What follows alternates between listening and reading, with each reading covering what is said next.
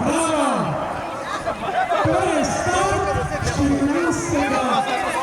tega, zapomne kakšne sekunde prehitev starta.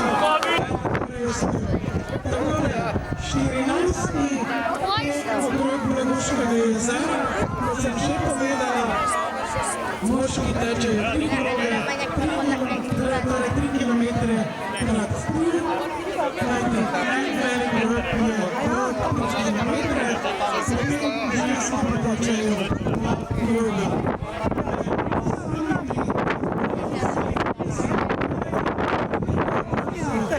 Vsako leto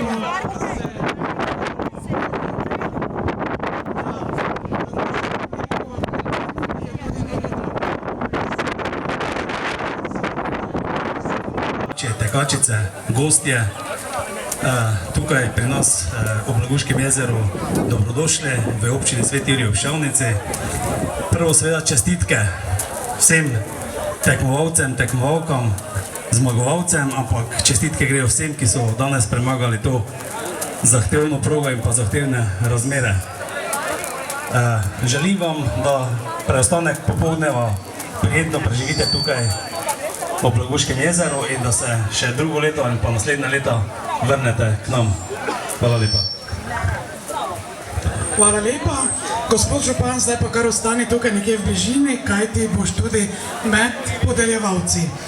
Tako, sedaj pa še vabim, da se mi pridruži tukaj predstavnica upravnega odbora Štajersko-Koroškega pokala, gospa Cvetka Bilobrg, kajti, kot ste slišali, letošnji Blagoški tek poteka v okviru Štajersko-Koroškega pokala, to je letošnje leto prvič in upamo, gospa Cvetka, da boste rekli kako pohvalo, če ne, pa vam ne dovolimo, da spregovorite tukaj pred mikrofonom.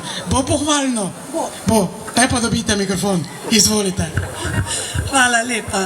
Mi smo zelo veseli, da se je letos Blagoški tek priključil Štajersko-Koroškemu pokalu in koliko vidimo in koliko slišimo od ostalih tekačev, da je vrhunsko pripravljeno.